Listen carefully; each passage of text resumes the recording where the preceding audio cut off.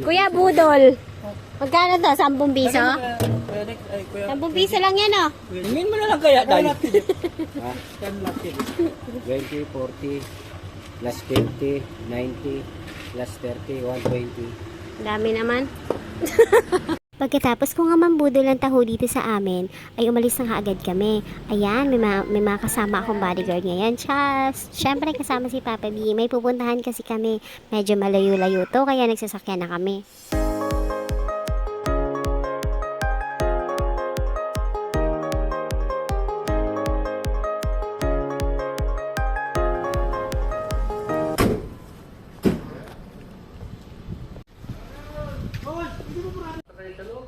Dito naman para makita rin ano.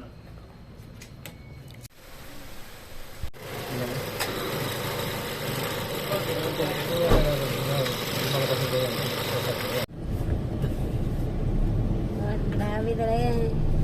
Kasama namin sa digmaan yan. Oops. Magsaman to ni Tingog, sir.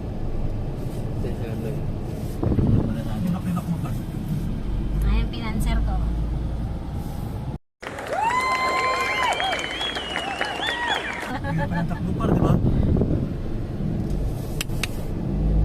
So, huwag ka mahiya magsabi pag merong kang naramdamang mali. Huwag mo isip. Tino mo yung matik ko. Kaganda sa matik, ganyan ka lang. Bitawa mo, di mamamatay no? Hindi siya mamamatay. May plano ka, no?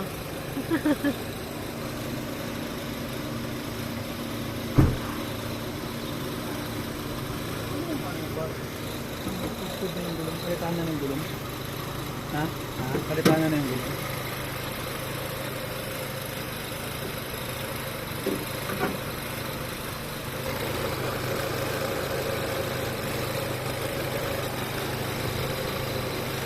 Ano mo dadagat ba? Kanina.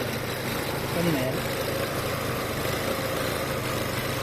Kanina yan. At after 60,000 minutes sa pag-uusap ay nasa akin na rin ang papel sa wakas. Pero para sa kaalaman ninyo, hindi po sa amin tong sasakyan na to, na pag-utusan lang po kaming bilhin to. At dahil malapit lang din naman kami dito sa SM, dumaan na rin kami. Paano ba naman itong isang itlugan namin na wala ng cellphone? Walang kalaban-laban yung cellphone niya, iniwan niya sa palengke. Siyempre nung mawala, trinace ko pa. Hindi ko naman kinokonsensya yung nakapulot nun, pero sana naisip man lang ibalik dahil kailangan ng tao yan. Pero sana nakatulong sa'yo yung cellphone na napulot mo. Chas! At dahil nawala nga yung kakabili nilang na cellphone, ay ngayon bumalik na naman kami rito para mangutang dahil kailangan niya talaga ng cellphone. Mabuti na lang good payer tayo kaya nakakautang pa tayo ulit. May mga cellphone eh? Sana all! Napakayaman itong bata. Dalawa lang. Happy New Year! Ano yon? Ano yon?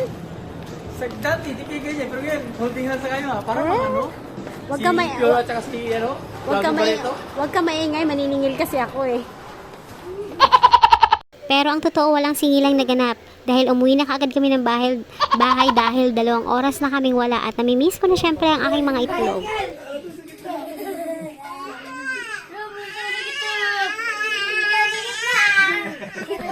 Ala, pinagtulungan.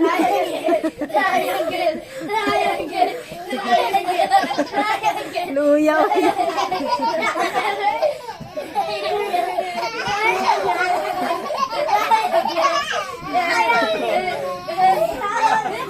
Takbo papa, takbo papa.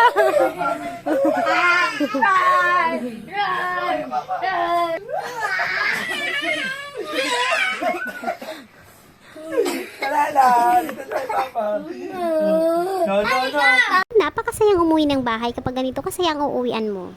At dahil naubos na nga ang oras ko sa paglaro sa kanila, wala na akong time para magluto ng aming hapunan. Kaya alis ulit kami ni Papa B para bumili na lang ng mauulam ngayong gabi. Siyempre gagamitin namin tong car na pinamalengke namin kanina. Just. Hindi ka talaga mayabang sa part na yan, Day. Naku, kayo naman hindi kayo mabiro. Siyempre joke lang yun na may kasamang hangin. At uulitin ko, hindi po sa amin to ha. Hindi po ito sa amin, pinabili lamang to. Kami lamang ay napag-utusan. Pero napakasarap nitong i-drive, parang gusto ko na siyang pagpraktisan eh. Kung amin lang siguro to, talagang napag-praktisan ko na. Pero sa totoo lang, nangangarap din naman talaga ako ng kotse. Siyempre, pampamilya, lalo na kapag linggo, kapag lalabas kami para magsamba. Kailangan din naman talaga sana ng kotse pang service.